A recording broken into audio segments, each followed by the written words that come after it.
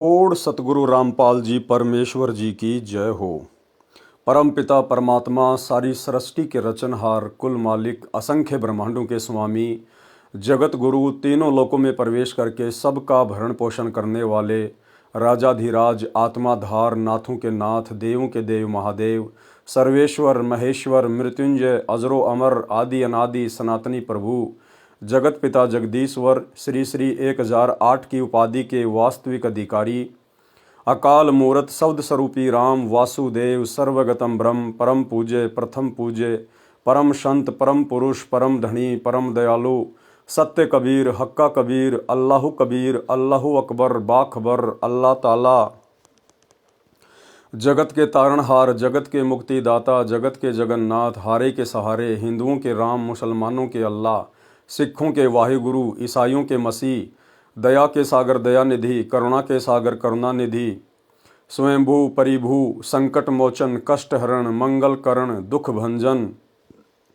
अविगत कबीर निर्विकार निर्विषम परमात्मा अलय अलेख सतगुरु आदि अनादि सतगुरु असली मर्यादा पुरुषोत्तम असली राम असली कृष्ण असली घनश्याम असली मुरारी राजाओं के राजा महाराजाओं के महाराजा शहंशाहों के शहंशाह सम्राटों के सम्राट भगवानों के भगवान अल्लाहों के अल्लाह प्रभुओं के प्रभु मसीहाओं के मसीह सच्चे वाहिगुरु बाबाओं के बाबा पीरों के पीर सेठों के सेठ जगत सेठ सावड़सा सेठ सर्वगुण संपन्न अनंत कोटि कलाओं के स्वामी अनंत कोटि ब्रह्मांडों के नायक योगियों में महायोगी ध्यानियों में महाध्यानी सिद्धों में परम सिद्ध ज्ञानियों में तत्वज्ञानी ब्रह्म ज्ञानी महाज्ञानी परम ज्ञानी सर्वश्रेष्ठ ज्ञानी विज्ञानी युवा कबीर समृत कबीर असमवात अमित ओझा सच्चे रहनुमा करीम अल्लाह सुभान अल्लाह दुनिया के अंतिम पैगंबर 8 सितंबर 1951 से गांव धनाना जिला सोनीपत हरियाणा भारतवर्ष की पावन भूमि पे प्रकट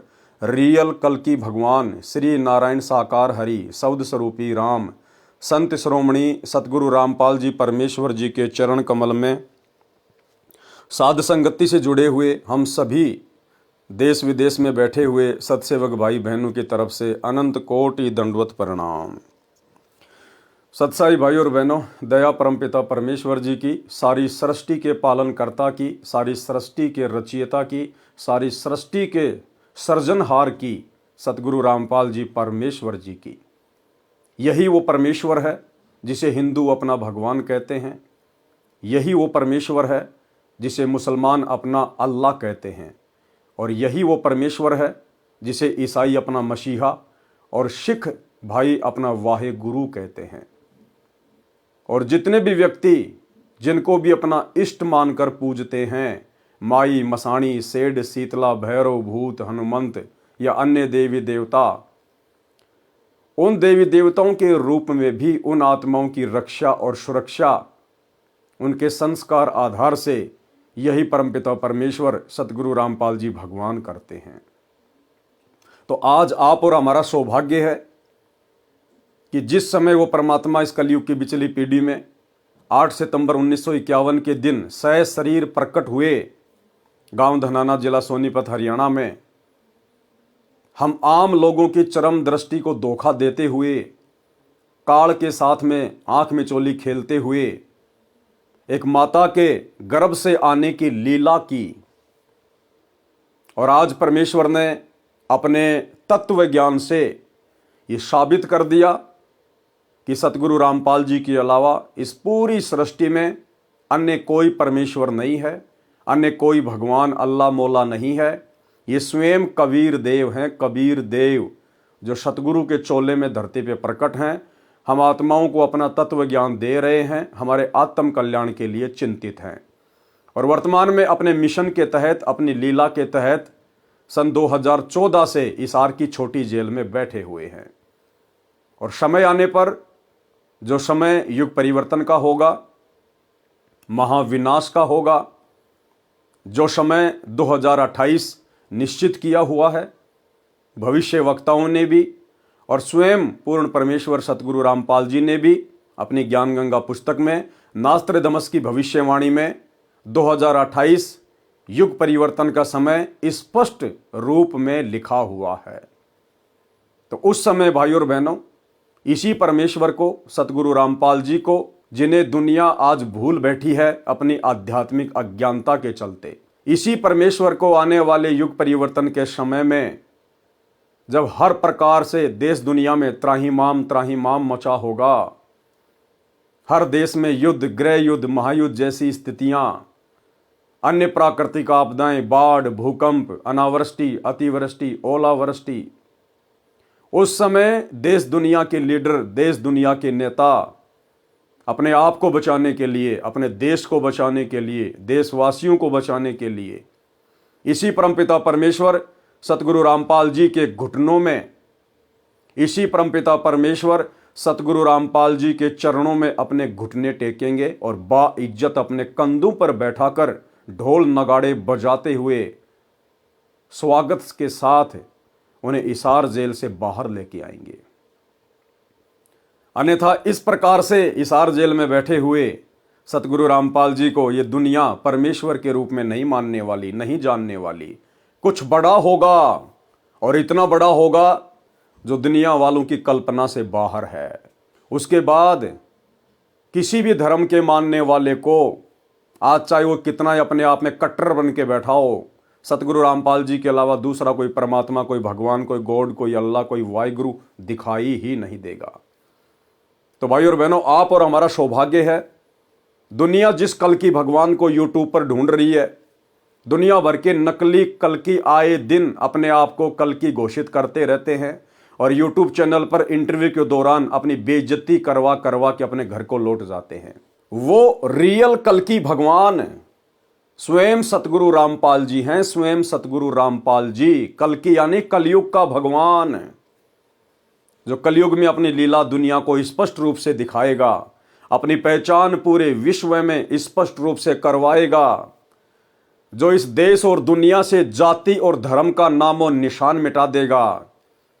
केवल सबकी जाति एक ही होगी, जीव हमारी जाति है और मानव धर्म हमारा हिंदू, मुस्लिम, सिख, ईसाई धर्म नहीं कोई न्यारा, जो देश दुनिया की सरहदों को मिटा देगा।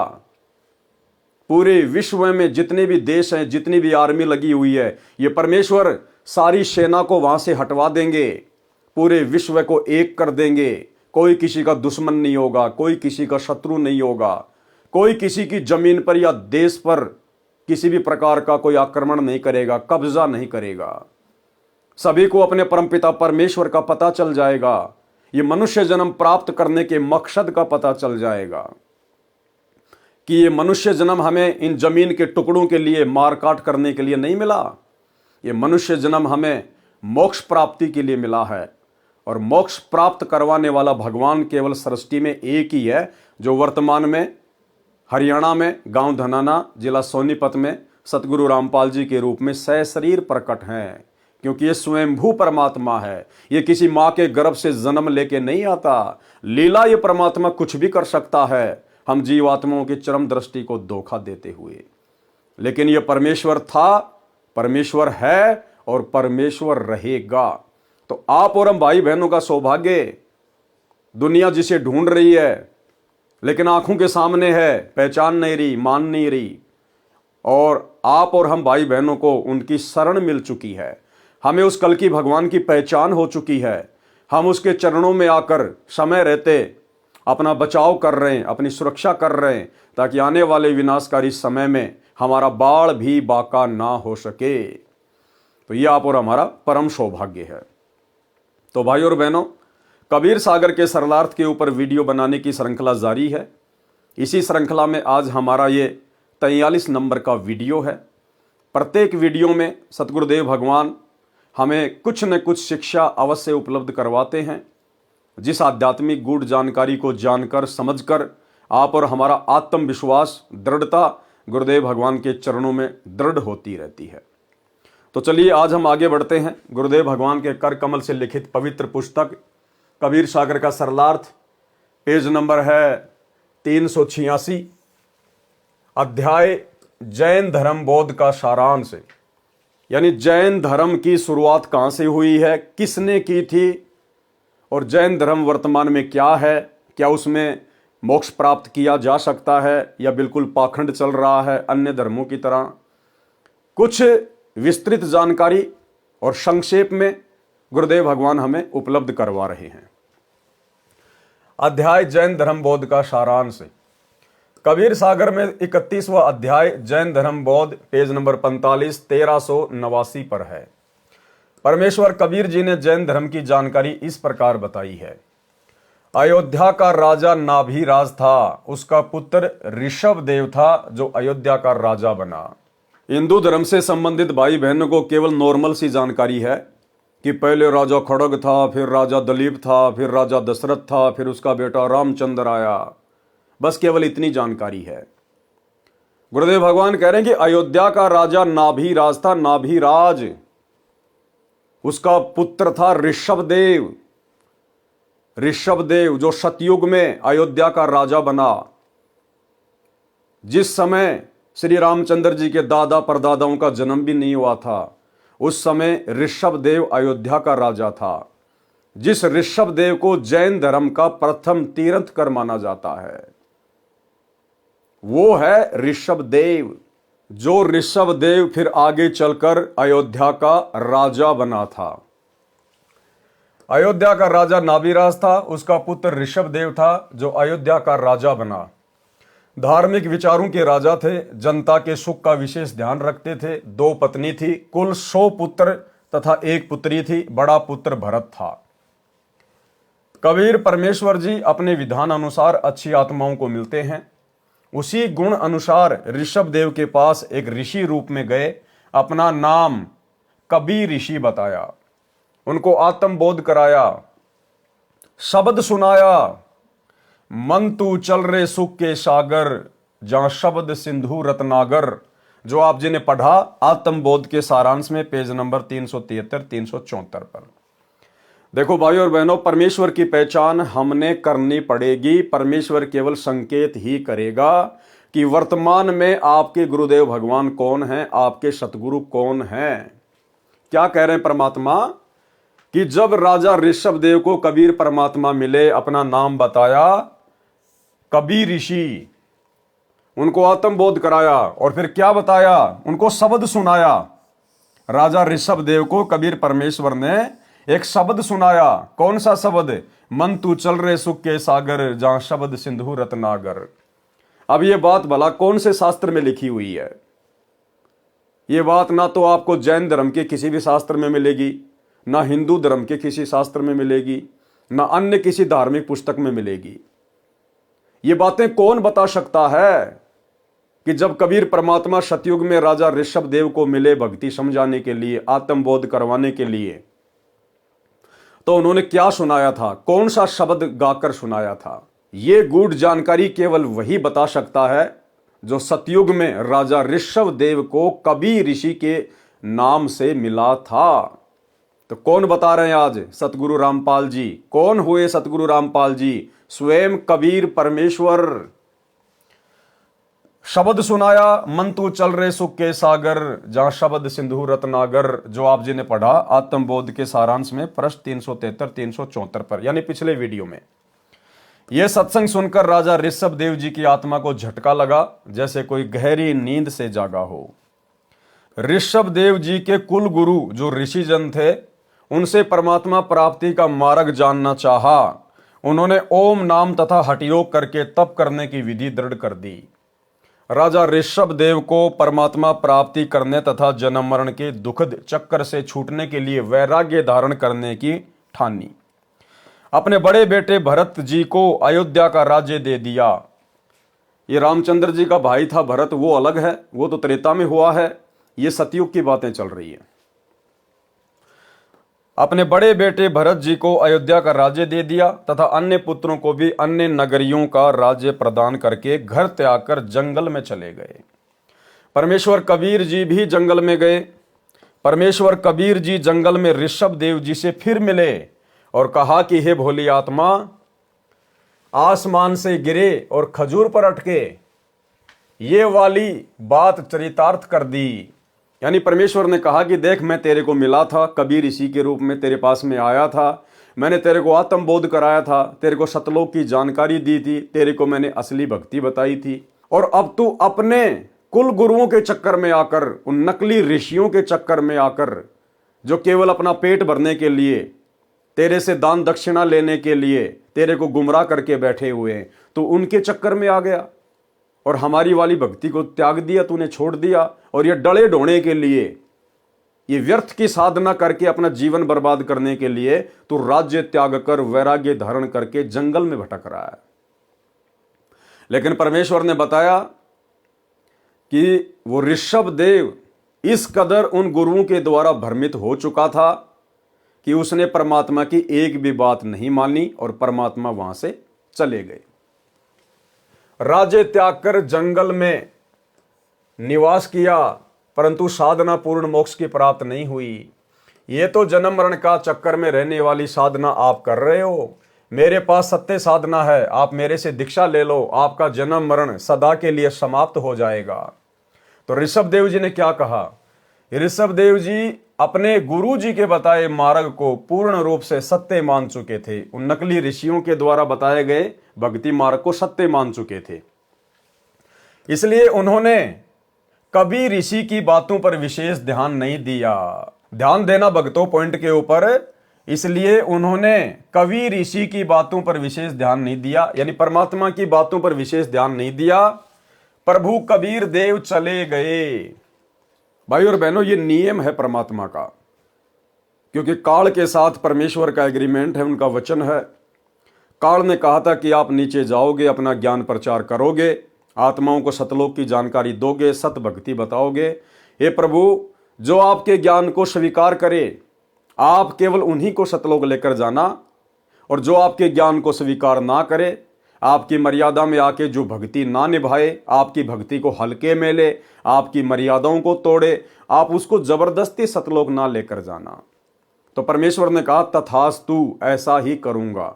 तो अपने उस एग्रीमेंट के अनुसार गुरुदेव भगवान ने, कबीर परमेश्वर सतगुरु रामपाल जी ने राजा ऋषभ देव के साथ में कोई जबरदस्ती नहीं की कि ठीक है भाई, मैंने तो तेरे को सही साधना बताने का प्रयास किया है, लेकिन तू मान ही नहीं रहा, तो कोई बात नहीं, जैसा तेरा भाग्य, जैसी तेरी किस्मत है। और कबीर देव वहां से चले गए। ठीक इसी प्रकार भाइयों और बहनों, वर्तमान में परमात्मा अपने भक्तों के साथ इस कलयुग की पिछली पीढ़ी में भी जबरदस्ती नहीं करेगा। सन 1994 से सतगुरु रामपाल जी परमेश्वर जी ने अपना यथार्थ 13वां कबीर पंथ शुरू करके और वर्तमान समय तक ठोक ठोक कर ज्ञान दे दिया है, कई बार रिवीजन भी करवा दिया है। अब यदि उनका कोई भगत उनकी मर्यादाओं को ठीक प्रकार से फॉलो नहीं करेगा, इस ज्ञान को हल्के में लेगा, भक्ति को सीरियस नहीं लेगा, बात बात पे मर्यादा तोड़ेगा, जैसे कि वर्तमान में गुरुदेव के कलयुगी परिवार के द्वारा, सतलोक आश्रम संचालकों के द्वारा, कोऑर्डिनेटरों के द्वारा आए दिन कुकर्म करके संगत की नित मर्यादा तोड़वाई जाती है। 2019 में बेचारे भगत समाज को कांग्रेस सरकार की गोद में बैठा दिया गया। बीजेपी का विरोध और कांग्रेस का समर्थन पूरे देश में जमकर संगत के कर्म फुड़वाए। वर्तमान 2024 में कांग्रेस को पीछे छोड़ दिया और बीजेपी सरकार की गोद में आ बैठे। भक्तों के जमकर कर्म फुड़वा रहे हैं, राजनेताओं की रैलियों में भेजकर उनका सपोर्ट करवाकर। धनाना गांव में अपने धनाना आश्रम को सही प्रकार से चलाने के लिए, ताकि गांव वाले विरोध ना करें, हमारा धार्मिक धंधा कहीं बंद ना हो जाए, धनाना गांव के बच्चों की फरमाइश पर भगत समाज के ज्योति पाठ और दान के पैसों से तकरीबन 1 करोड़ रुपए की लागत का बैडमिंटन का स्टेडियम बना दिया। जबकि सतगुरु रामपाल जी के तो यहां तक आदेश हैं, यदि कोई व्यक्ति ताश भी खेल रहा है तो ना ही आपने वहां बैठना है और ना ही आपने किसी प्रकार का कोई सहयोग करना है। बावजूद इसके संत रामपाल जी की मर्यादाओं की धज्जियां उड़ाते हुए उनके कलयुगी परिवार ने धनाना गांव में 1 करोड़ रुपए की लागत का बैडमिंटन का स्टेडियम बना दिया। धनाना आश्रम के अंदर 10 एकड़ जमीन में एक बहुत बड़ी हॉस्पिटल का काम शुरू कर दिया गया है, टोटल गुरुदेव के ज्ञान और विधान के विपरीत। और भी अन्य प्रकार से संगत की आए दिन मर्यादा तोड़वाई जा रही है। हरियाणा के गोहाना में एक जाट भवन का निर्माण कार्य चल रहा है।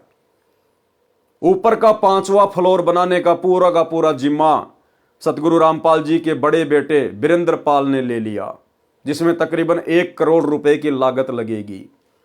भगत समाज के जमकर कुपात्रों को दान धर्म देकर कर्म फुड़वाए जा रहे हैं। तो भाई और बहनों, परमात्मा वर्तमान में कुछ नहीं बोलेगा।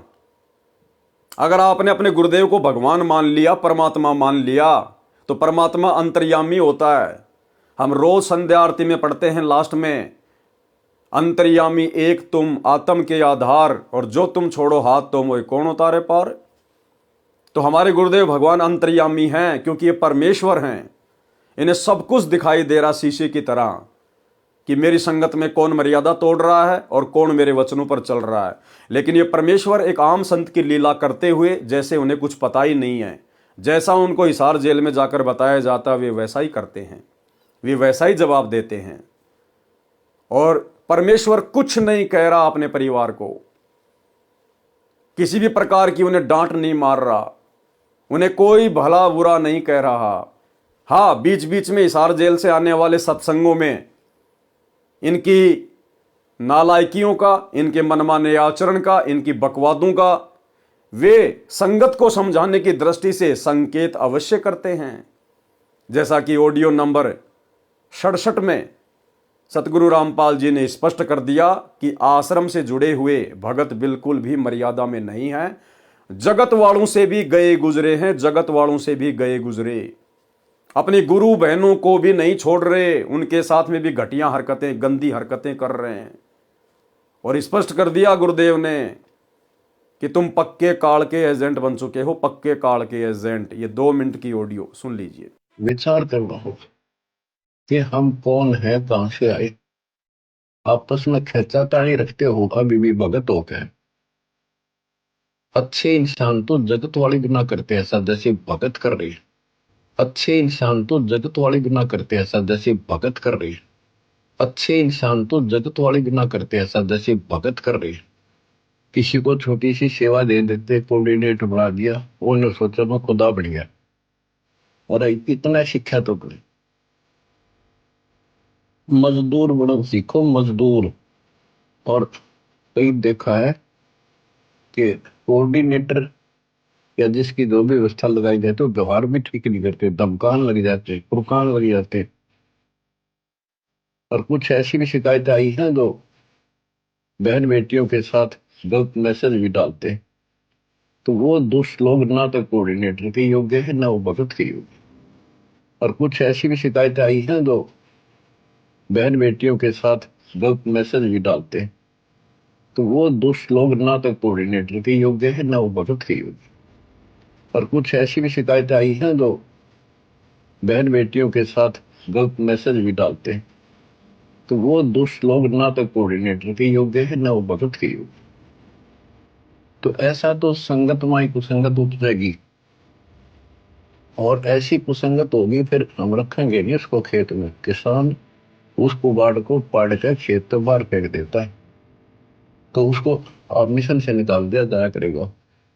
सुधर जाओ, एक के नहीं सुनी जाया करती, दिशा में शिक्षा दी जाती है, अमल कर लो इन पे। कर्म बतेरे फोड़ लिए, इस ज्ञान का असर क्या हुआ। थोड़ा सा सुख होते हो फिर पक्के एजेंट काल के बन जाते हैं, बकवाद वही करनी, भगवान से दूर हो जाएगा। थोड़ा सा सुख होते हो फिर पक्के एजेंट काल के बन जाते हैं, बकवाद वही करनी, भगवान से दूर हो जाएगा। थोड़ा सा सुख होते हो फिर पक्के एजेंट काल के बन जाते हैं, बकवाद वही करनी, भगवान से दूर हो जाएगा। तो भाई और बहनों, कहने का मतलब है अंतर्यामी परमात्मा सब कुछ देख रहा है, लेकिन 2014 बरवाला कांड के बाद से ये भक्तों की परीक्षा का समय चल रहा है। परमात्मा अपनी तरफ से कुछ भी नहीं कहेगा। जो जैसा वर्तमान में बीज बोएगा, उनके ज्ञान को जिसने जैसा समझा होगा, आने वाले समय में वो भगत वैसी ही अपने कर्मों की फसल काटेगा। इसलिए उन्होंने कबीर ऋषि की बातों पर विशेष ध्यान नहीं दिया। प्रभु कबीर देव चले गए। राजा ऋषभ देव जी पहले 1 वर्ष तक निराहार रहे, फिर 1000 वर्ष तक हठ योग तप किया। उसके पश्चात दीक्षा देने लगे। उन्होंने प्रथम दीक्षा अपने पुत्र मारीची को दी, जो भरत का पुत्र था।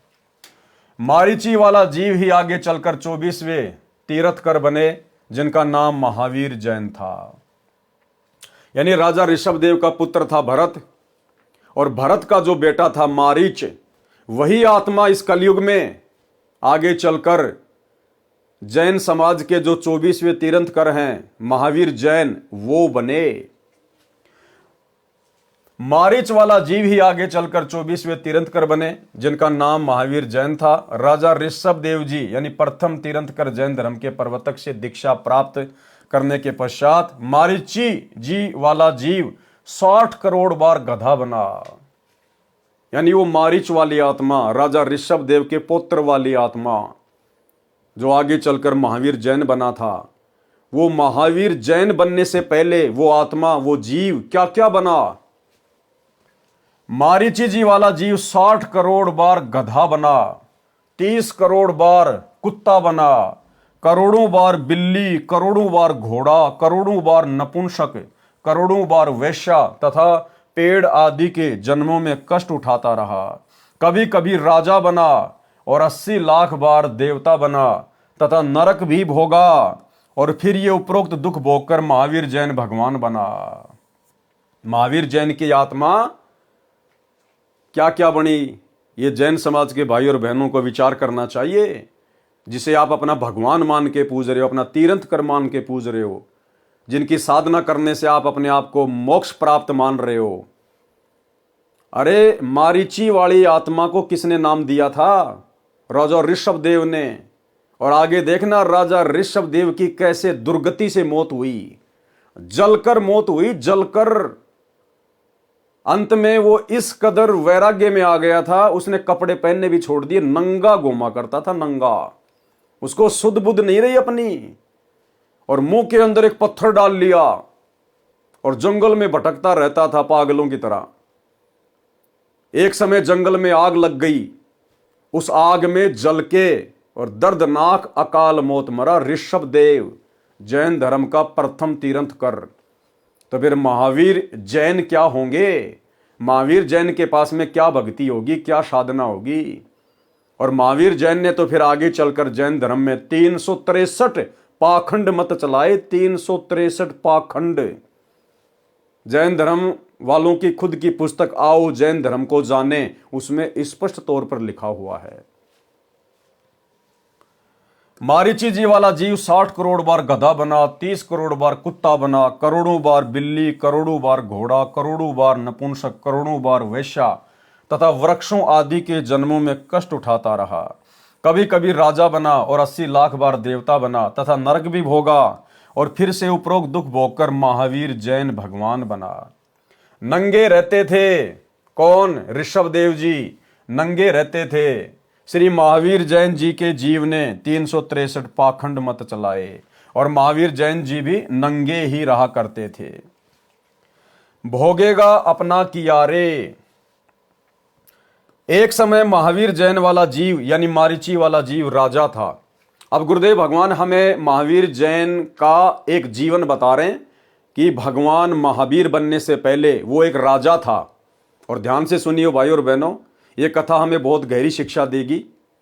हमने किसी का भी अहित नहीं सोचना है, हमने किसी के साथ भी बदतमीजी नहीं करनी, जबरदस्ती नहीं करनी, मन में भी किसी के प्रति हमने बुरा नहीं सोचना है। हाँ, जो सत्य है वो डंके की चोट पर कहेंगे, विदुर की तरह कहेंगे, भले ही थप्पड़ लगे लेकिन परमात्मा का थप्पड़ पड़ने से बच जाएंगे। एक समय महावीर जैन वाला जीव यानी मारीची वाला जीव राजा था। उसका एक विशेष नौकर था। राजा का मनोरंजन करने के लिए एक वाद्य यंत्र बजाने वाली पार्टी होती थी। राजा धुन सुनते सुनते सो जाता तो वह तान यानी वो धुन बंद कर दी जाती थी। राजा अपने महल में पलंग पर लेटा लेटा धुन सुना करता। अपने नौकर को कह रखा था कि जब मुझे नींद आ जाए तो बाजा बंद करा देना।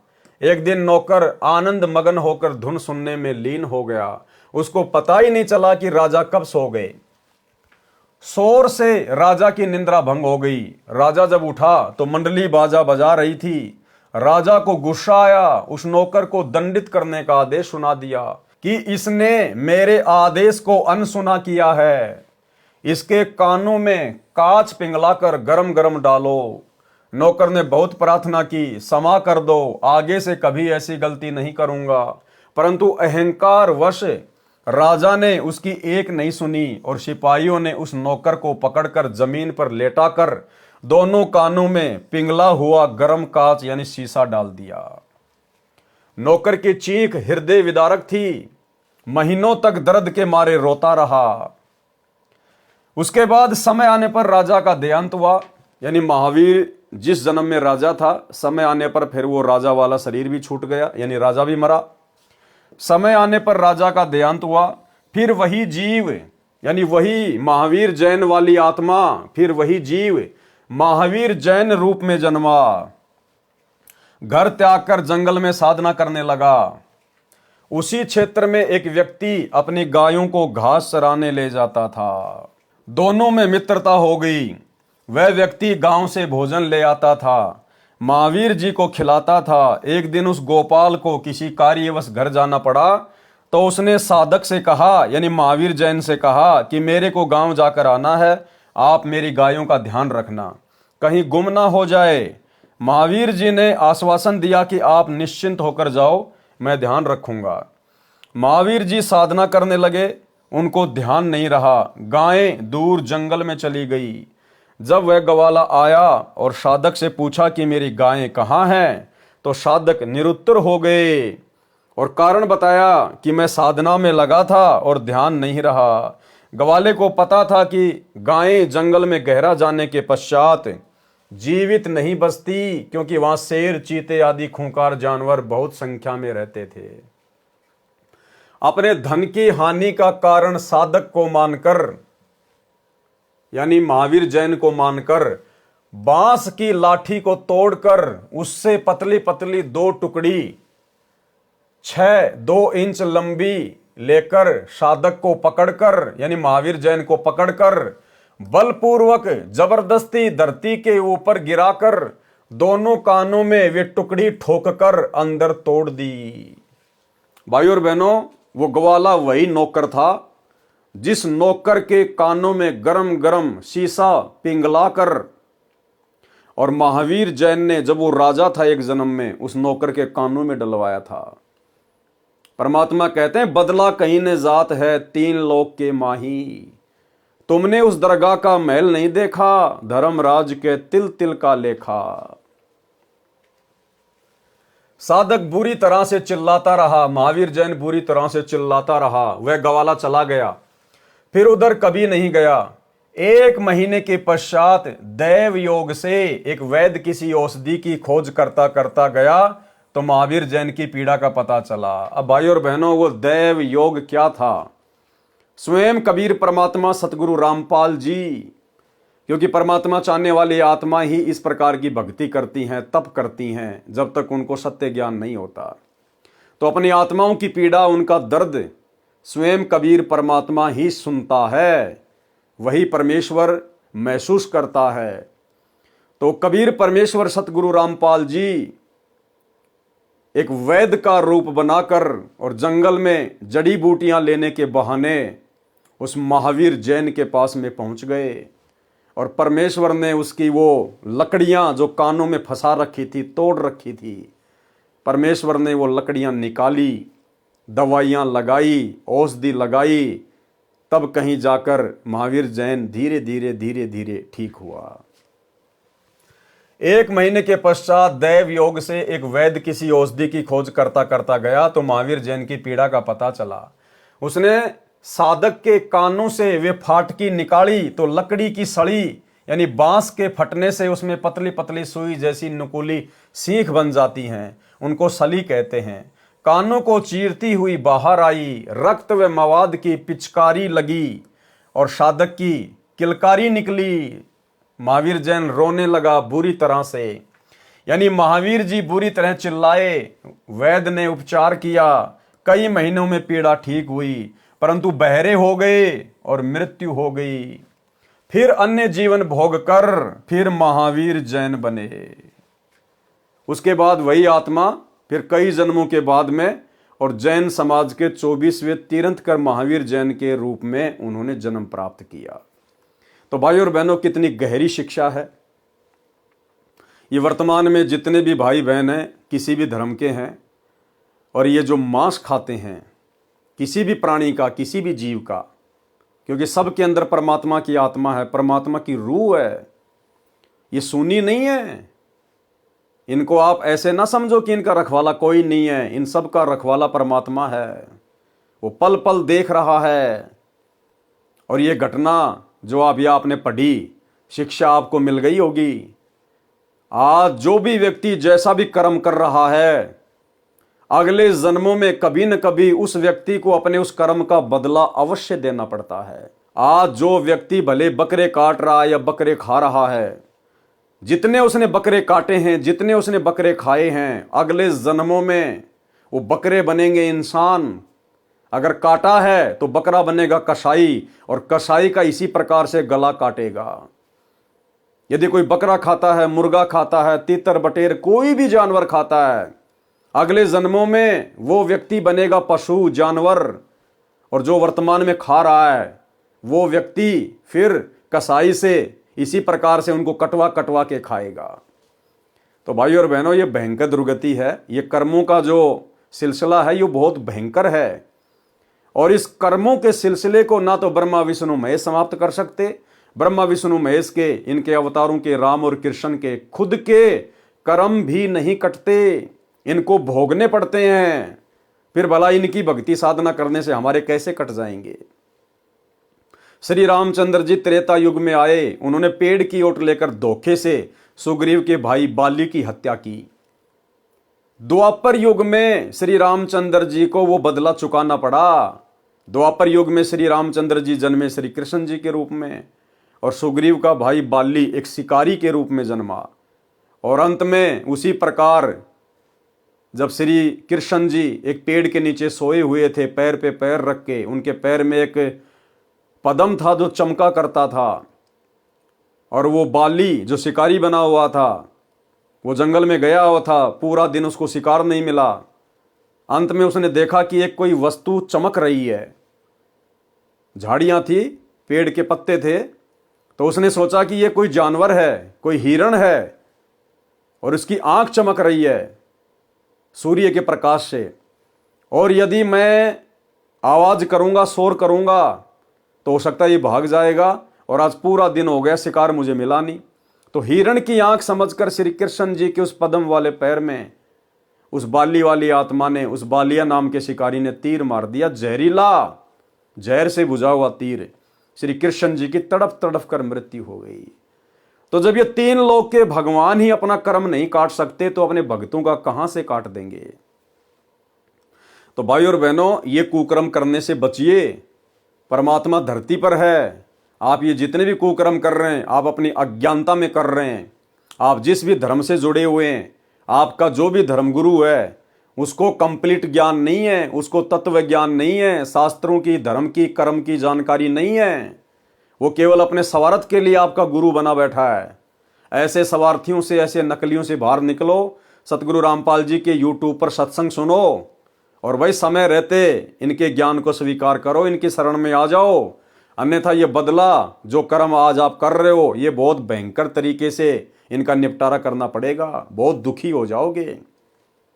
और भाई और बहनों, जिस प्रकार वर्तमान में हम साथ संगति से जुड़े हुए सत्सेवक भाई बहनों के साथ गुरुदेव भगवान का कलयुगी परिवार, ये कोऑर्डिनेटर, जिस प्रकार से ये लोग बदतमीजियां करते हैं, बकवादे करते हैं, साथ संगतियों में आकर पुलिस वालों की मदद लेकर, उनको पैसे देकर, उनको शराब पिलाकर पुलिस वालों से भक्तों की पिटाई करवाते हैं, साथ संगतियां रुकवाते हैं, भगत भाई बहनों को अन्य नाजायज तरीकों से दुखी करते हैं, परेशान करते हैं, मुकदमे करवाते हैं। भाई और बहनों, ये कर्म भोगने पड़ेंगे। अरे तुम्हें तो गुरुदेव ने ज्ञान दे दिया, धर्म कर्म की जानकारी बता दी, संचित कर्म क्या है, स्वतंत्र कर्म क्या है, प्रारब्ध कर्म क्या है।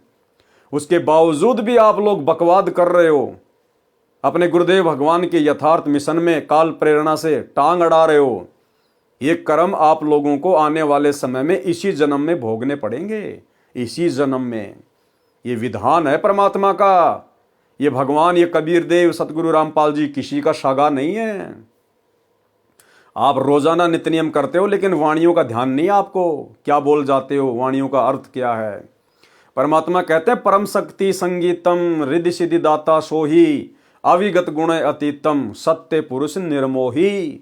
सत्य पुरुष कौन? सतगुरु रामपाल जी। निर्मोही, उनको किसी का मोह व्याप्त नहीं है।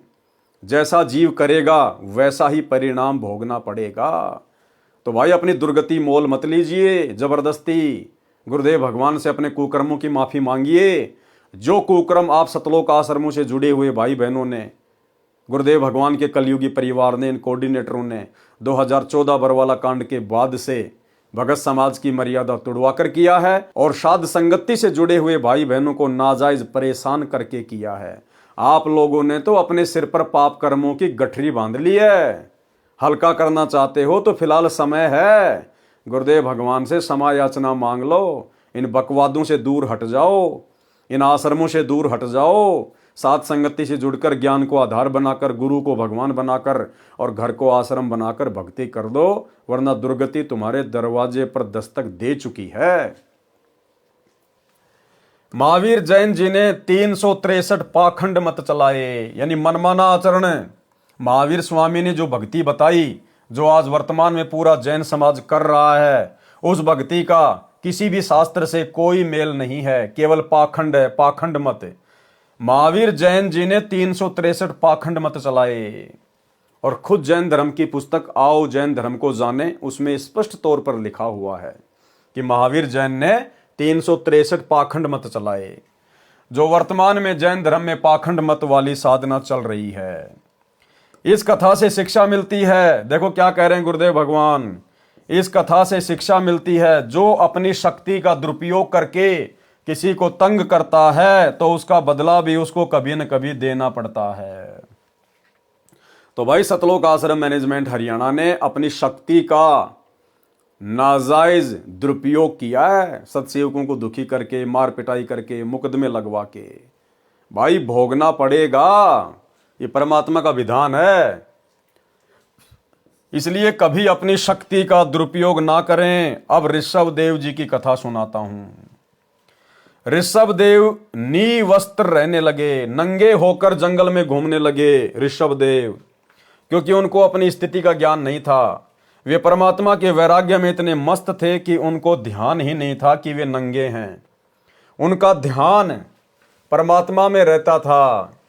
यानी जैसा भी उसके नकली गुरुओं ने साधना बता रखी थी, ओम नाम का जाप करो, परमात्मा निराकार है, ध्यान लगाओ, तप करो, ज्योति दिखाई देगी, वही भगवान है, वो उसी में मस्त हो गया, काललोक की भक्ति में, नरक वाली भक्ति में। वर्तमान में जैनी महात्माओं ने वह नकल कर ली और नंगे रहने लगे। ये मात्र परंपरा का निर्वाह है।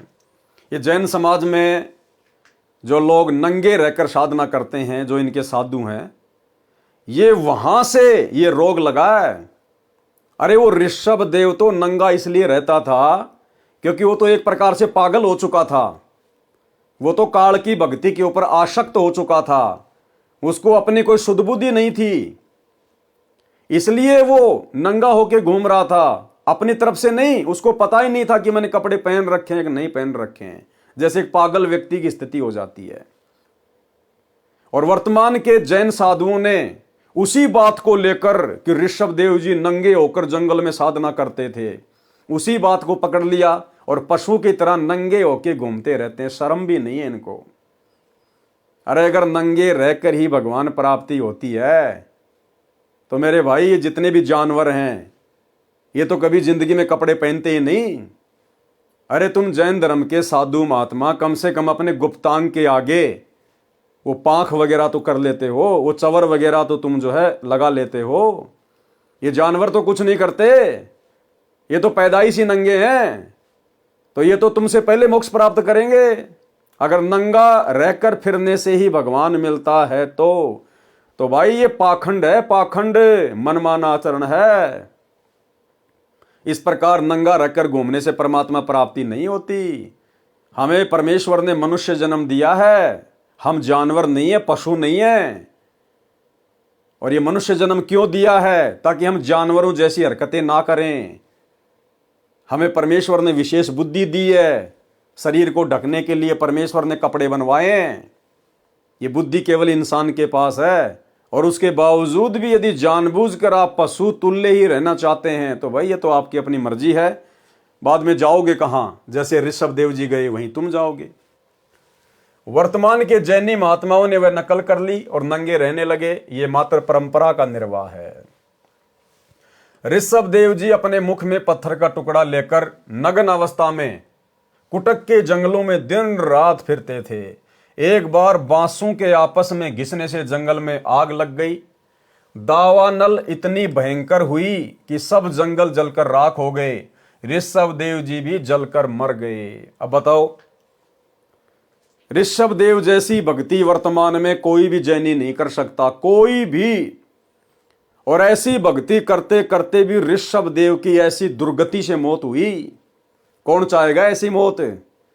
तो वर्तमान के जैनी तो समझ जाओ फिर तुम्हारा क्या होगा जब तुम्हारे जैन धर्म के प्रथम तीर्थंकर की ऐसी दुर्गति से मौत हुई है, जो भक्ति तुम कर भी नहीं सकते वर्तमान में। इतना त्याग, इतना वैराग्य तुम्हारे अंदर नहीं है। और जब ऋषभ देव की ऐसी दुर्गति से मौत हुई अंत में जलकर, तो सोचो वर्तमान का जैन समाज कहां जाएगा, जो महावीर जैन के द्वारा चलाए गए 363 पाखंड मत के आधार से भक्ति कर रहा है। ऋषभ देव जी का जीव ही बाबा आदम के रूप में जन्मा। वो ऋषभ देव की जो आत्मा थी फिर आगे चलकर वो बाबा आदम के रूप में जन्मा, जो मुसलमानों, ईसाइयों तथा यहूदियों का प्रथम पुरुष तथा नबी माना जाता है। यानी ऋषभ देव की आत्मा ही फिर आगे चलकर बाबा आदम के रूप में जन्मी। बाबा आदम के रूप में मुसलमान और ईसाई जिसे अपना बाप कहते हैं, जिसे प्रथम पुरुष कहते हैं, सभी इंसानों का बाप कहते हैं। तो भाई बाबा आदम की आत्मा उससे पहले तो ऋषभ देव के शरीर में थी, और ऋषभ देव के शरीर से पहले ना जाने गधे के शरीर में भी थी, कुत्ते के शरीर में भी थी। क्योंकि बिना सतभक्ति के तो 84 लाख योनियां ना जाने हमने कितनी बार भोग ली, कितनी बार हमने काट ली है। तो भाई ये जो जीवन चक्र है ये ना जाने कितने अरबों खरबों युगों से चलता हुआ आ रहा है, जब से हम सतलोक से बिछुड़ कर आए हैं। तो भाई इस चक्कर से बाहर निकलो, यथार्थ ज्ञान से परिचित हो जाओ। सतगुरु रामपाल जी के यूट्यूब पर सत्संग सुनना शुरू कर दो। अपनी दुर्गति करवाने से बचो, आने वाला समय बहुत भयंकर है। त्राइमाम मचेगी। जब ऋषभ देव जी अपने आप को नहीं बचा पाए तो भाई वर्तमान के जैनी अपने आप को कहां से बचा लेंगे? समझो, अभी समय है, धरती पे परमात्मा है। ऋषभ देव जी का जीव ही बाबा आदम के रूप में जन्मा, जो मुसलमानों, ईसाइयों तथा यहूदियों का प्रथम पुरुष तथा नबी माना जाता है। जैन धर्म में 2 प्रकार के साधु हैं। नंबर 1 बिल्कुल नंगे रहते हैं, जो पूर्व के महापुरुषों की नकल कर रहे हैं, यानी ऋषभ देव की जो नकल कर रहे हैं। जैन धर्म की स्त्री, पुरुष, युवा, लड़के, लड़कियां, बच्चे, वृद्ध सब उन नंगे साधुओं की पूजा करते हैं। अब भाई और बहनों, विचार करने की बात है। जो जैन धर्म से जुड़े हुए भाई बहन हैं उनको विचार करना चाहिए। आपके जैन धर्म में जितने भी नंगे साधु महात्मा हैं वो नंगे होकर क्यों फिर रहे हैं? क्यों इतनी परेशानियां उठा रहे हैं? अपने मोक्ष के लिए, अपनी आत्मा के कल्याण के लिए। इसीलिए तो वो इतना तप करते हैं, नंगे रहते हैं, ऐसी साधना कर रहे हैं। यानी जैन धर्म में उन साधुओं की तरह नंगा होकर आजीवन रहने से ही मोक्ष प्राप्त किया जा सकता है, आत्मा का कल्याण करवाया जा सकता है। और जितने भी जैन धर्म के श्रद्धालु स्त्री या पुरुष उन नंगे साधुओं के पास में जाते हैं, किस लिए?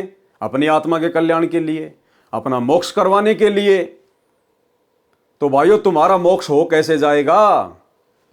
अरे जब तुम्हारे गुरु, तुम्हारे साधु संत अपने मोक्ष के लिए नंगे होकर इतनी घोर तपस्या कर रहे हैं, ऐसी साधना कर रहे हैं, क्योंकि उनके अनुसार तो इसी प्रकार से मोक्ष प्राप्त किया जा सकता है।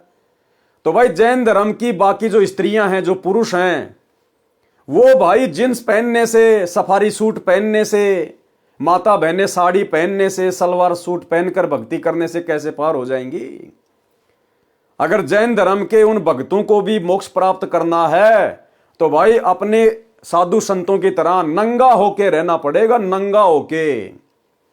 अन्यथा ना तो वो स्त्रियां मोक्ष प्राप्त कर सकती हैं जो पूरे शरीर पर कपड़े पहनती हैं, ना जैन धर्म के व्यक्ति मोक्ष प्राप्त कर सकते हैं जो पूरे कपड़े पहनते हैं। क्योंकि तुम्हारे गुरु नंगे किस लिए रहते हैं? पूर्ण मोक्ष प्राप्त करने के लिए, ताकि दोबारा से जन्म मरण में ना आना पड़े, गधे कुत्ते सुअर ना बनना पड़े। तो भाई तुम लोग फिर कपड़े पहन के और उन साधुओं की सेवा करके तुम कैसे मोक्ष प्राप्त कर लोगे?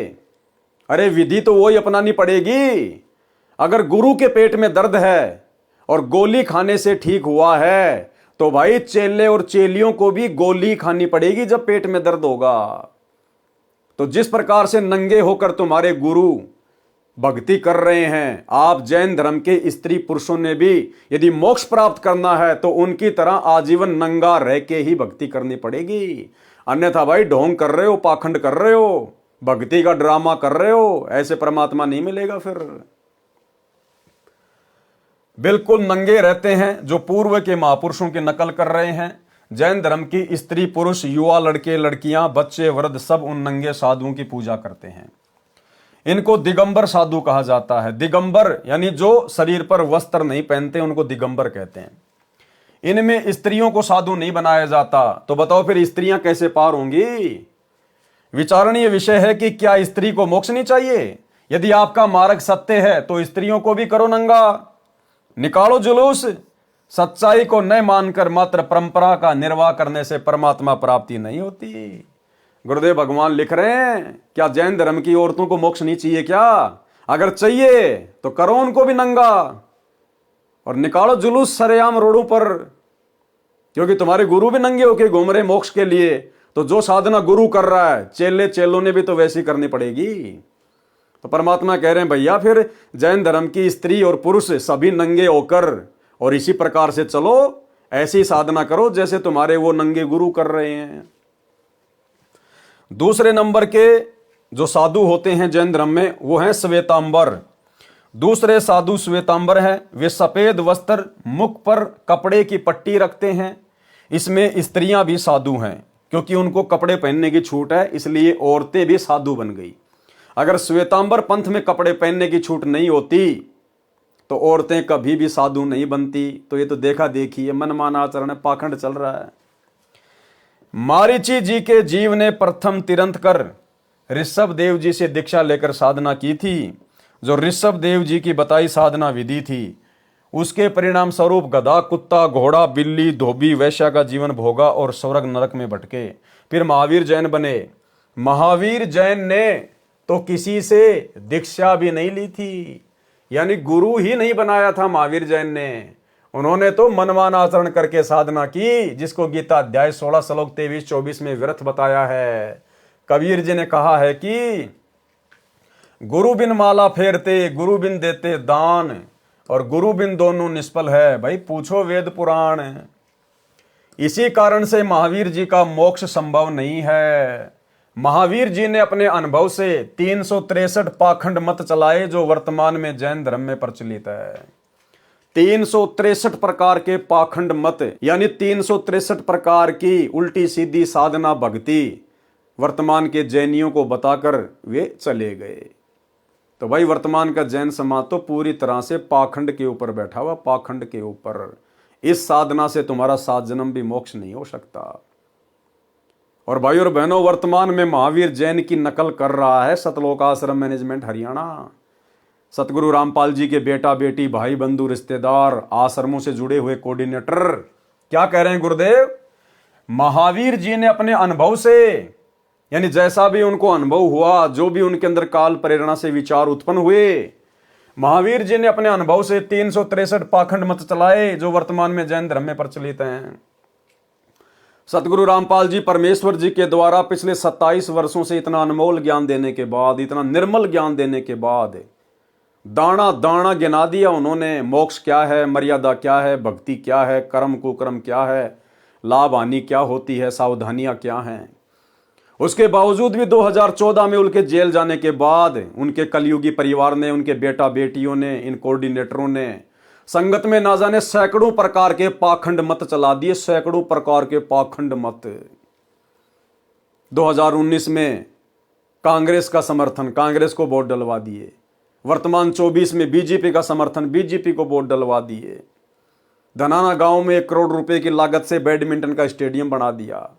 सतलोक आश्रम धनाना में 10 एकड़ जमीन में हॉस्पिटल का काम शुरू कर दिया। धनाना गांव वालों के लिए कबड्डी के मैच करवाए जाते हैं। गुरुदेव का बड़ा लड़का 31 हजार रुपये ट्रॉफी में देता है। धनाना गांव वालों के लिए फ्री में एम्बुलेंस चला दी। धनाना गांव वालों के लिए फ्री में बसें चला दी। रोडें बनाई जा रही है भक्तों को मजदूर बना के। गोहाना जाट भवन निर्माण कार्य में 1 करोड़ रुपए का सहयोग किया जा रहा है। ऊपर का पूरा धर्मशाला का फ्लोर बनाया जा रहा है।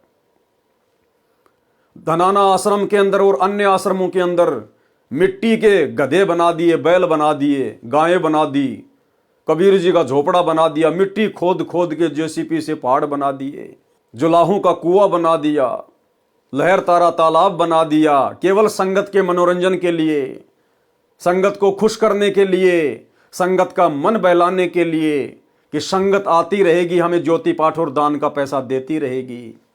आश्रम में रक्तदान दे दान के कैंप लगवा दिए जाते हैं। दुनिया भर का पाखंड, जिस प्रकार महावीर जैन ने 363 प्रकार के पाखंड मत चलाए, तो भाइयों और बहनों, वर्तमान में गुरुदेव के जेल जाने के बाद उनके कलयुगी परिवार ने, इन कोऑर्डिनेटरों ने कम से कम 100 प्रकार के पाखंड मत तो संगत से करवाए हैं।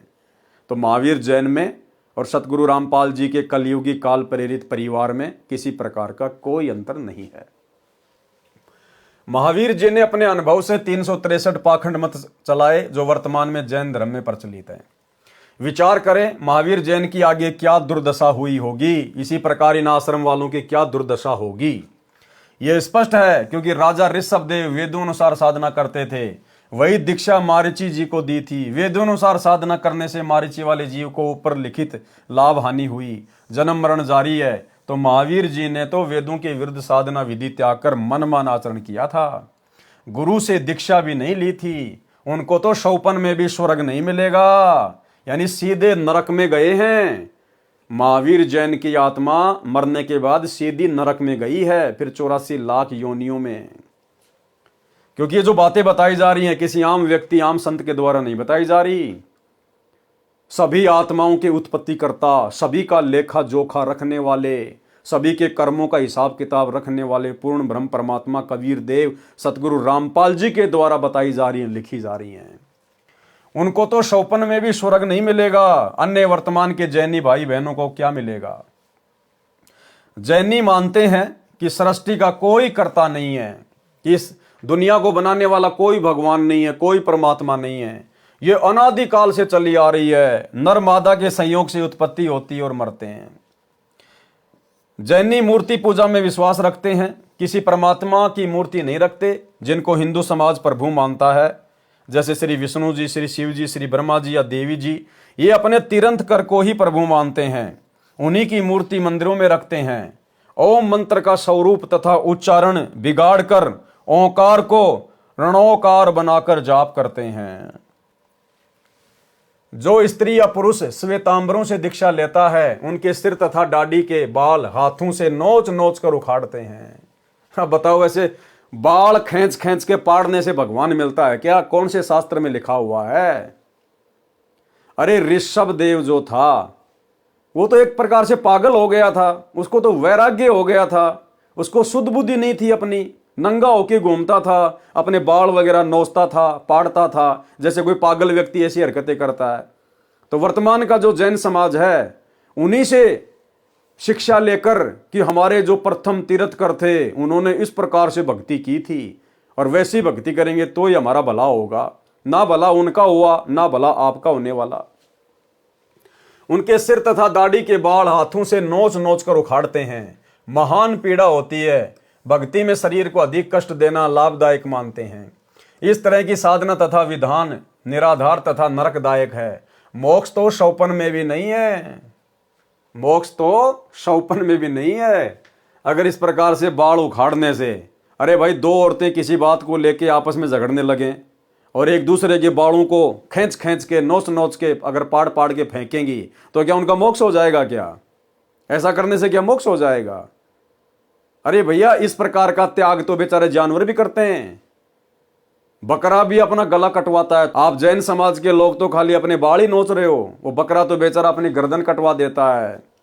उसके तो शरीर की खाल उधेड़ी जाती है, बाल तो छोड़िए। तो क्या उसका मोक्ष हो जाएगा बकरे का? तुम तो खाली बाल ही नोचते हो, वो बकरा तो अपनी खाल नुचवा रहा है। तो भाई इस प्रकार की साधना से मोक्ष नहीं है, ये पाखंड है, पाखंड।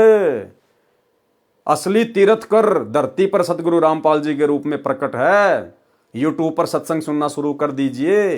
नहीं भाई, दुर्गति दरवाजे पे खड़ी है। जैसे ही मनुष्य शरीर छूटा, सीधा नरक और गधे कुत्ते की योनि जैसे महावीर जैन जी को प्राप्त हुई। इस तरह की साधना तथा विधान निराधार नरकदायक है, मोक्ष तो शौपन में भी नहीं है। जैनियों का विधान है कि सृष्टि को रचने वाला कोई नहीं है, नर मादा से उत्पन्न होते हैं, मरते रहते हैं। ये पढ़कर गीता अध्याय 16 श्लोक 8-9 याद आया। जैनी मानते हैं कि सृष्टि का कोई रचयिता नहीं है, स्त्री और पुरुष से, नर मादा से ऐसे ही उत्पत्ति होती है। अरे तो नर और मादा भी तो कहीं से उत्पन्न हुए होंगे। चलो तुम देख रहे हो कि बच्चे नर और मादा से उत्पन्न होते हैं, अरे तो शुरुआत में वो नर और मादा भी तो कहीं से उत्पन्न हुई होगी। वो कहां से आए थे? सबसे पहले जो नर और मादा थे उनको किसने उत्पन्न किया? जैसे आप लोग सवाल करते हो ना कि पहले मुर्गी आई या फिर अंडा आया, तो कोई कहते हैं कि पहले अंडा आया, तो लोग कहते हैं फिर बिना मुर्गी के अंडा कहां से आया। और कोई कह देता कि पहले मुर्गी आई, तो कहते हैं फिर बिना अंडे की मुर्गी कहां से आई। तो भाई तुम्हारा गोलमोल विधान है, अभी तुम्हें सृष्टि रचना का ज्ञान नहीं है। सृष्टि रचना के लिए संत रामपाल जी के यूट्यूब पर सत्संग सुनिए कि पहले मुर्गी आई या अंडा आया, पहले नर आया या मादा आई। ये सारी की सारी जानकारी आपको यूट्यूब पर सतगुरु रामपाल जी के सत्संगों में मिलेगी। सृष्टि रचना संत रामपाल जी महाराज, यूट्यूब पर जाकर इस प्रकार से सर्च करेंगे, आपको सृष्टि रचना के अनेकों वीडियो दिखाई देंगे। उनको सुनिए, परमाणु के साथ में है। गीता अध्याय 16 श्लोक 8, वे आसुरी यानी राक्षस प्रकृति वाले कहा करते हैं कि जगत आश्रय रहित है, यानी जगत को रचने वाला कोई नहीं है, जैसा कि जैन समाज वाले मानते हैं। असत्य तथा बिना ईश्वर के अपने आप केवल स्त्री पुरुष के संयोग से उत्पन्न होता है। केवल काम यानी सेक्स ही इसका कारण है, इसके सिवा क्या है। गीता अध्याय 16 श्लोक 9, इस मिथ्या ज्ञान को अवलंबन करके जिनका स्वभाव नष्ट हो गया है, जिनकी बुद्धि मंद है यानी ज्ञानहीन है, सबका बुरा करने वाले यानी भ्रमित करके गलत ज्ञान गलत साधना द्वारा अनमोल जीवन नष्ट कराने वाले, क्रूर कर्मी, सर्व बालों को नोच नोच कर उखाड़ना, निर्वस्त्र फिरना, गर्मी सर्दी से शरीर को बिना वस्त्र के कष्ट देना, व्रत करने के मकसद से कई कई दिन तक भोजन न करना, फिर संथारा द्वारा भूखे प्यासे रहकर देहांत करना, आदि आदि क्रूर कर्म है, बहुत घटिया कर्म है, निंदनीय कर्म है। ऐसे क्रूर कर्मी मनुष्य केवल जगत के नाश के लिए ही उत्पन्न होते हैं। महावीर जैन और जितने भी तीर्थंकर है, ये तो संसार के सत्यानाश के लिए पैदा हुए थे, जो एक समाज को उल्टी साधना के ऊपर लगाकर चले गए, पाखंड मत के ऊपर आधारित करके चले गए। जिस प्रकार हिंदू समाज के नकली साधु संत महात्मा, इन्होंने समाज में श्राद्ध निकलवाने शुरू कर दिए, क्योंकि जो साधना उन्होंने बताई थी उससे हमारे पूर्वज मुक्ति तो प्राप्त कर नहीं पाए। मरने के बाद कोई भूत बन गया, कोई प्रेत बन गया, कोई पितर बन गया, कोई 84 में चला गया, फिर उनके श्राद्ध निकलवाने शुरू कर दिए अपना पेट भरने के लिए। तो इसी प्रकार से हर धर्म के अंदर उनके धर्म गुरुओं ने बिना सत्य ज्ञान के, बिना सतगुरु की शरण के, क्योंकि भाई सतगुरु तो एक ही है पूरी सृष्टि में, कबीर, और कबीर देव वर्तमान में स्वयं सतगुरु रामपाल जी के रूप में प्रकट हैं। इनके अलावा धरती पर ना कोई जगत गुरु है, बाकी मनमुखी जगत गुरु तो दिन में 2-4 यूट्यूब पर भी पैदा हो रहे हैं। असल में संत रामपाल जी के अलावा ना तो पूरी सृष्टि में कोई ज्ञानी है, ना विद्वान है, ना जगत गुरु है, ना तत्वदर्शी है, ना कोई तीर्थंकर है, ना कोई नबी है, ना कोई अल्लाह है, और ना कोई पैगंबर है, और ना कोई आचार्य और शंकराचार्य है। अगर ये सभी प्रकार के गुण किसी में हैं तो सतगुरु रामपाल जी में हैं।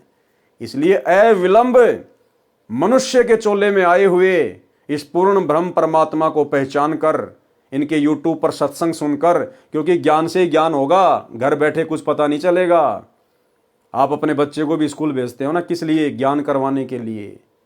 तो ज्ञान से ही ज्ञान होगा, सत्संग सुनने से जानकारी होगी। विलंब अपने परमेश्वर को पहचानिए। यह जैन धर्म का ज्ञान आपको परमेश्वर कबीर जी के बताए अनुसार लेखक ने बताया है। कबीर सागर के अध्याय जैन धर्म बोध का सारांश संपूर्ण हुआ। सत साहेब। अध्याय सबसम वेद बोध का सारांश। कबीर सागर में 32वां अध्याय सबसम वेद बोध पृष्ठ 77 पर है। जैसा कि पूर्व में लिख आया हूं कि कबीर सागर ग्रंथ को काल द्वारा चलाए 12 कबीर पंथों के कुछ अनुयायियों ने अपनी बुद्धि अनुसार कबीर ज्ञान से कुछ वाणी काटी है, कुछ मिलाई है, कुछ प्रकरण काट छांट करके लिखे हैं। यही दशा सबसम वेद बोध में की है। इस अध्याय वाला ज्ञान पहले अनुराग सागर में ज्ञान प्रकाश, ज्ञान बोध, मुक्ति बोध में वर्णित है। कुछ ज्ञान जो परमेश्वर कबीर जी की लीला वाला है वह कबीर चरित्र बोध में है, उसको वहां लिखेंगे। कुछ ज्ञान जो कलयुग में सर्वसृष्टि उपदेश लेकर भक्ति करेगी, सतयुग जैसा वातावरण होगा, इसका विवरण पहले भी अध्याय अनुराग सागर तथा कबीर वाणी में आंशिक लिखा है। यहां पर शब्दार्थ करके लिखूंगा। सबसम वेद बोध पृष्ठ 77 से 86 तक शरीरों की संख्या बताई है, तत्वों तथा उनकी प्रकृति का ज्ञान है। शरीर 5 बताए हैं, यानी 5 प्रकार के शरीर होते हैं। हमारा जो ये शरीर है, जो हम भाई बहनों को दिखाई दे रहा है, ये हमारा स्थूल शरीर है। स्थूल शरीर, इस स्थूल शरीर के अंदर 4 प्रकार के शरीर और हैं। काल ने बहुत भयंकर तरीके से हमारे को लपेट रखा है। शरीर 5 बताए हैं। नंबर 1 स्थूल शरीर, नंबर 2 इसके अंदर सूक्ष्म यानी लिंग शरीर है, नंबर 3 फिर उसके अंदर कारण शरीर है, नंबर 4 इसके अंदर महाकारण शरीर है, नंबर 5 इसके अंदर कैवल्य शरीर है। जीव के ऊपर इतने सुंदर शरीर यानी वस्त्र डाल रखे हैं। स्थूल शरीर जो हमारा ये शरीर है हाड़ मांस वाला, इसको कहते हैं स्थूल शरीर। इसके अंदर फिर एक सूक्ष्म शरीर है, ऐसा का ही ऐसा, लेकिन उसमें हाड़ मांस वगैरह कुछ भी नहीं है। उसके बाद में कारण शरीर, फिर महाकारण शरीर, फिर कैवल्य शरीर। ये 5 प्रकार के शरीर हमारे को प्रदान किए हुए हैं, इस आत्मा को ढक रखा है। सबसम वेद बोध पृष्ठ 86 से 90 का सारांश। इन पृष्ठों में प्रथम दीक्षा मंत्र बताए हैं। यथार्थ 5 नामों का ज्ञान। ओम श्रियम हरियम सोहम किलियम। ये 5 नाम गायत्री मंत्र के हैं जो प्रथम दीक्षा रूप में परमेश्वर कबीर जी प्रदान करते थे। शब्दों पे ध्यान देना, ये हैं वो 5 मंत्र जिनको कबीर परमात्मा लोगों को दिया करते थे, भक्तों को प्रदान किया करते थे। यानी वर्तमान में हमें गुरुदेव भगवान जो 7 मंत्र देते हैं गायत्री मंत्र में, आज से पहले गुरुदेव भगवान के अलावा किसी भी कबीर पंथ में या आज से पहले कबीर परमेश्वर जी ने किसी को भी 7 मंत्र नहीं दिए, केवल 5 मंत्र ही दिया करते थे जो प्रथम दीक्षा रूप में परमेश्वर कबीर जी प्रदान करते थे। जो चूड़ामणि जी को यही मंत्र परमेश्वर कबीर जी ने दिए थे। धर्मदास जी के पुत्र चूड़ामणि जी को, जिस चूड़ामणि जी को कबीर परमात्मा सतगुरु रामपाल जी ने उत्तराधिकारी बनाया था आगे नाम दीक्षा देने के लिए, उनको केवल 5 ही मंत्र दिए थे। धर्मदास को अधिकारी नहीं बनाया था, धर्मदास को आगे नाम दीक्षा देने का आदेश नहीं दिया परमात्मा ने।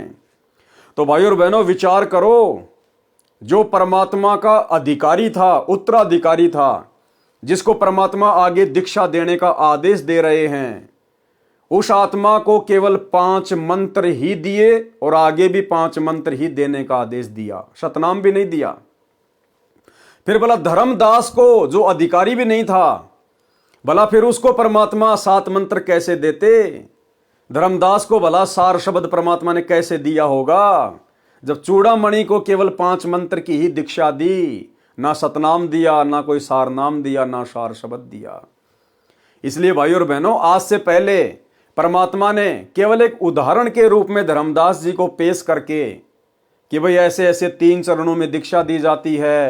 प्रथम बार में 7 मंत्र दिए जाते हैं, फिर सतनाम, फिर सारनाम, फिर सार शब्द। हम पिछली पीढ़ी वालों को विश्वास दिलाने के लिए कि कंप्लीट भक्ति का कोर्स ये है, विधि ये है, ऐसे इन 3 चरणों में दीक्षा दी जाती है, केवल हमारे विश्वास को दृढ़ करने के लिए परमात्मा ने धर्मदास जी को निमित्त बनाकर ये बातें कही थी। बाकी धर्मदास जी को परमात्मा ने सार नाम दिया नहीं, प्रथम मंत्र भी कंप्लीट नहीं दिया था धर्मदास जी को, क्योंकि जो उत्तराधिकारी था, जिसको परमात्मा ने उत्तराधिकारी बनाया, चूड़ामणि जी को, जब उनको ही खाली 5 मंत्र दिए थे, तो भला धर्मदास जी जो उत्तराधिकारी नहीं थे उनको कैसे पूरा कोर्स देंगे? जो चूड़ामणि जी को यही मंत्र परमेश्वर कबीर जी ने दिए थे तथा आगे इन्हीं को दीक्षा रूप में देने का आदेश दिया था। ये मंत्र शरीर में बने कमलों में विराजमान 5 देवी देवताओं के हैं। नंबर 1, मूल कमल में गणेश देव है, इनका किलियम जाप है। नंबर 2, अधिष्ठान यानी संत भाषा में स्वाद कमल में सावित्री ब्रह्मा जी है, इनका ओम नाम जाप है। नंबर 3, नाभि कमल में लक्ष्मी विष्णु जी हैं, इनका हरियम जाप है। नंबर 4, हृदय कमल में पार्वती शिव जी हैं, इनका सोहम जाप है। नंबर 5, कंठ कमल में देवी दुर्गा जी हैं, इनका श्रीयम जाप है। किसी भगत भाई बहनों को ये मंत्र सुनकर गलतफहमी ना हो जाए कि भाई मंत्र तो लिखे हुए हैं, क्यों ना हम इन मंत्रों को जाप करने लग जाएं। चाहे कोई संकल्प वाला भाई बहन हो या जो व्यक्ति अभी केवल संत रामपाल जी के सत्संग ही सुन रहा है, लेकिन मर्यादा ना निभाने की वजह से फिलहाल दीक्षा नहीं ले पा रहा, तो उनको लगे कि यार ये मंत्र तो लिखे हुए हैं, क्यों ना हम इन मंत्रों का जाप कर दें।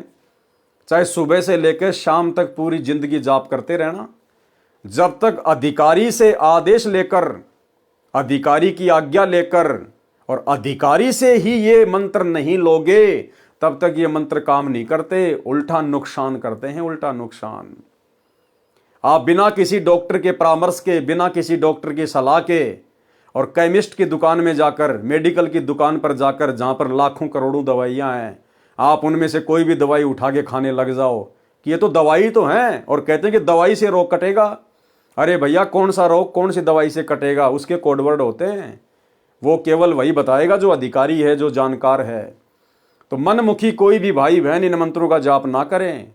अगर संकल्प दीक्षा ले रखी है तो बाकी जो क्रिया हैं मंत्र जाप के अलावा, 3 समय की आरती करना, सत्संग सुनना, मर्यादा निभाना, केवल उन्हीं तक सीमित रहें। गुरुदेव ने बताया ध्यान से सत्संग सुनना भी मंत्र जाप करने में आता है, उतना ही लाभ मिलेगा जितना मंत्र जाप करने वाले को मिलता है। और यदि मर्यादा में नहीं है और मंत्र जाप कर रहा है, वो चाहे नाम उपदेशी हो चाहे संकल्प वाला हो, किसी प्रकार का कोई लाभ नहीं है। तो भाई अधिकारी केवल वर्तमान में ये कंप्लीट मंत्र देने के इस पृथ्वी पर सतगुरु रामपाल जी हैं, और उनकी आज्ञा लेकर या उनके हिसार जेल से बाहर आने के बाद ही आप इन मंत्रों का सही प्रकार से उच्चारण करके लाभ उठा सकते हो। यदि मनमुखी रूप से जाप करोगे, परमात्मा की कृपा से बहुत दूर हो जाओगे। ये 5 नाम हैं जो प्रथम दीक्षा रूप में परमेश्वर कबीर जी दिया करते थे। ये तो केवल भाई बहनों को विश्वास दिलाने के लिए कि जो मंत्र 650 साल पहले कबीर जी दिया करते थे, वही मंत्र वर्तमान में दिए जा रहे हैं संत रामपाल जी के पंथ में, ताकि लोगों को विश्वास हो, क्योंकि ये मंत्र सारे के सारे कबीर सागर में लिखे हुए हैं। गुरुदेव भगवान ने हमें कई बार सत्संगों में दिखाया है। ये 5 नाम है जो प्रथम दीक्षा रूप में परमेश्वर कबीर जी दिया करते थे। इन्हीं मंत्रों का संकेत श्री नानक देव साहिब जी ने अपनी अमृतवाणी में दिया है। एक पुस्तक जो गुरु अमरदास जी द्वारा तेय ताप की कथा में लिखे हैं, बाद में इनको देवी देवताओं के मंत्र पूजा जानकर त्याग दिया गया। यही समस्या धर्मदास जी की 6ठी पीढ़ी वाले के सामने टकसारी पंथ वाले, काल वाले कबीर पंथ के 5वें ने पैदा करके ये वास्तविक मंत्र छुड़वा दिए थे, जो नकली 5 नाम आदि नाम, अजर नाम, अमर नाम, पाताले सप्त सिंधु नाम आदि आदि, जो अध्याय सुमरण बोध पृष्ठ 22 पर अंकित है, दीक्षा में देने लगे। परमेश्वर कबीर जी ने कहा था कि जिस समय कलयुग का दूसरा चरण भक्ति का चलेगा, तब 7 नाम का प्रथम मंत्र दिया जाया करेगा। क्या कहा था परमात्मा ने 650 साल पहले? कि भाई जो कंप्लीट प्रथम मंत्र में जो 7 नाम हैं, वो तो जब कलयुग की बिचली पीढ़ी चल जाएगी, भक्ति युग शुरू हो जाएगा, यानी आज का समय, उस समय ये सातों मंत्र दिया करेंगे। इसका मतलब आज से पहले 7 मंत्र किसी को भी नहीं मिले। केवल सतगुरु रामपाल जी ने, इस कबीर परमात्मा ने ही इस कलयुग की बिचली पीढ़ी में ये सातों नाम की दीक्षा अपने भक्तों को देनी थी। परमेश्वर कबीर जी ने कहा था कि जिस समय कलयुग का दूसरा चरण भक्ति का चलेगा, तब 7 नाम का प्रथम मंत्र दिया जाया करेगा और शतनाम तथा सार नाम देकर सर्व उपदेशियों को मुक्त करेंगे। जो मर्यादा में रहेंगे अंत तक वे मुक्त होंगे, बकवाद करने वाले नहीं, इन आश्रमों से जुड़कर राजनीति करने वाले नहीं, स्टेडियम बनाने वाले नहीं, हॉस्पिटल बनाने वाले नहीं, जाट भवन बनवाने वाले नहीं, हिंदुओं के साथ मिलकर मुसलमानों का विरोध करने वाले नहीं, धनाना आश्रम में तरह तरह के पाखंड शुरू करने वाले नहीं, धनाना गांव वालों के लिए बस चलाकर, एम्बुलेंस चलाकर, रोडे बनवाकर चापलूसी करने वाले नहीं, गंदी राजनीति करने वाले नहीं, रक्तदान दे दान में पड़े हुए लोग नहीं। वही पार होगा जो अंत तक मर्यादा में रहेगा और अपनी भक्ति सफल करेगा। जो 13वां कबीर पंथ चलेगा, तब संपूर्ण मंत्र उपदेशी को दिए जाएंगे। अब देखो, संपूर्ण मंत्र यानी प्रथम मंत्र, फिर दूसरा सतनाम, तीसरा सारनाम और चौथी अवस्था में सार शब्द, ये कब दिए जाएंगे? जब 13वां कबीर पंथ चलेगा, तब संपूर्ण मंत्र उपदेशी को दिए जाएंगे। अब तक मूल ज्ञान तथा मूल शब्द यानी सार शब्द छुपा के रखना था। तो बताओ, धर्मदास जी को कब दे दिया, किसने दे दिया? गुरुदेव जो बार बार कहते हैं ना कि धर्मदास को सार शब्द दिया, सार नाम दिया, परमात्मा ने नकली बंदूक पकड़ा रखी थी, क्योंकि परमात्मा ने यह प्रमाणित करना था कि बिचली पीढ़ी वालों को विश्वास हो जाए कि हाँ, किस प्रकार से दीक्षा दी जाती है, क्या क्या वो मंत्र हैं, कितने चरणों में दीक्षा दी जाती है। केवल एक प्रमाण के रूप में परमेश्वर ने धर्मदास जी को नकली बंदूक पकड़ाई थी। जब 13वां कबीर पंथ चलेगा, तब संपूर्ण मंत्र उपदेशी को दिए जाएंगे। तो भाई 13वां कबीर पंथ तो सन 1994 से सतगुरु रामपाल जी ने चलाया है, अब मिल रहा है वो कोर्स। तब संपूर्ण मंत्र उपदेशी को दिए जाएंगे। अब तक मूल ज्ञान तथा मूल शब्द यानी सार शब्द छुपा कर रखना था।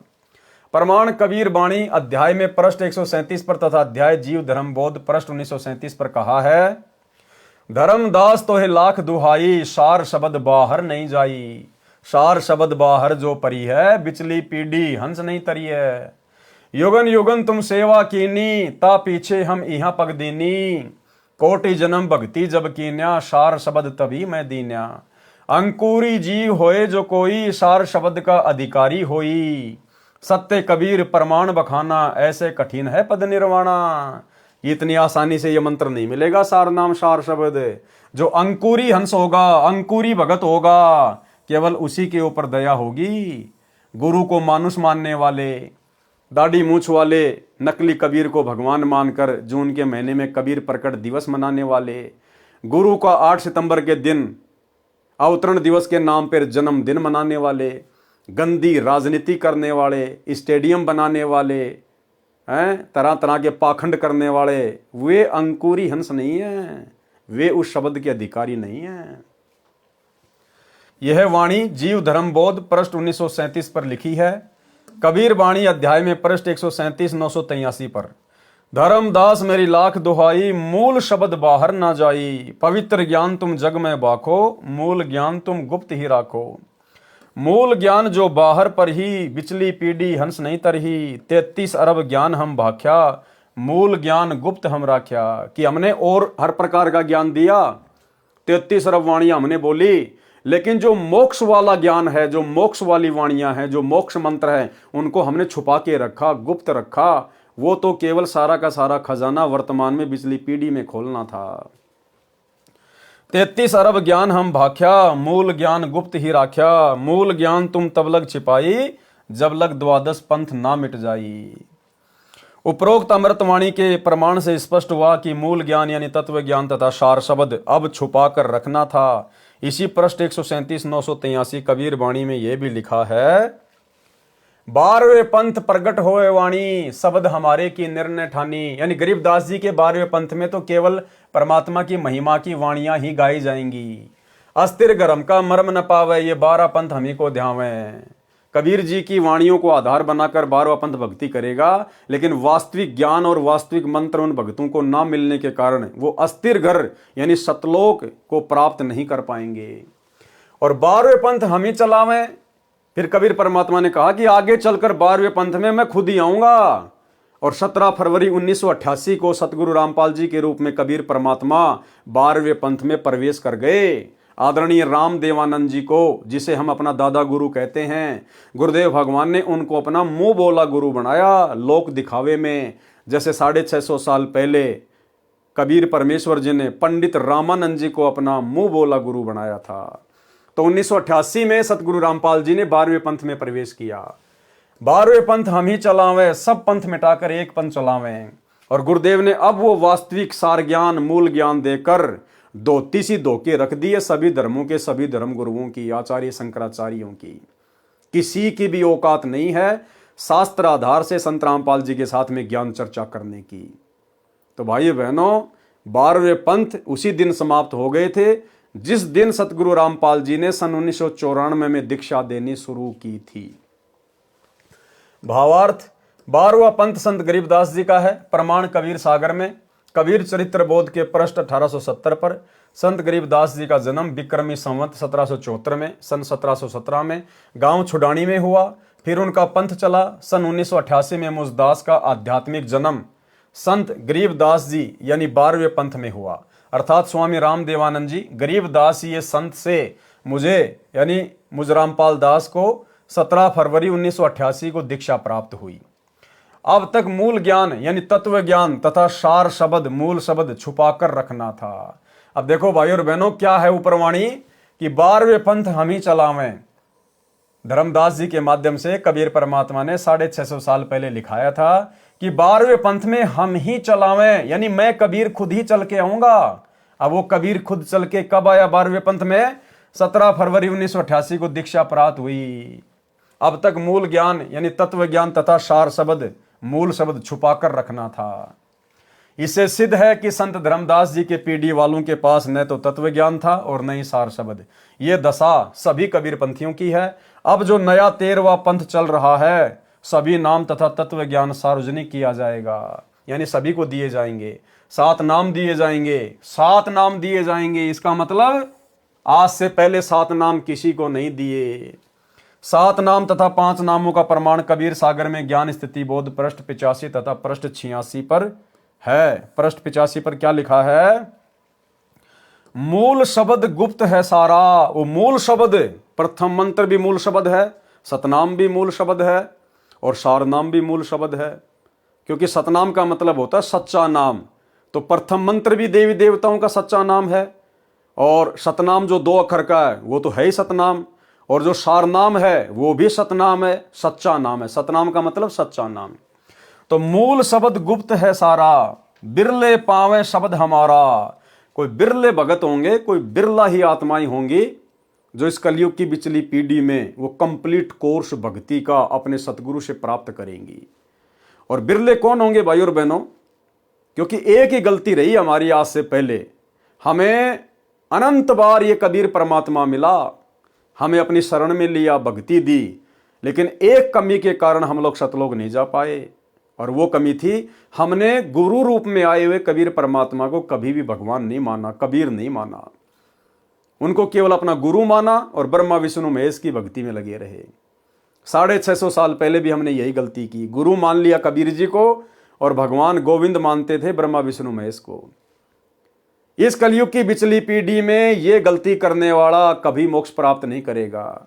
और ये गलती वर्तमान में सतगुरु रामपाल जी की 90% संगत कर रही है, उनके तत्व ज्ञान को गहराई से ना समझकर, साध संगति से ना जुड़ने के कारण, साध संगत वाले भाई बहनों से राग द्वेष ईर्ष्या रखने के कारण। क्योंकि वर्तमान में वो संगत अपने गुरु को पहचान नहीं पा रही कि ये कबीर परमात्मा खुद धरती पे प्रकट है।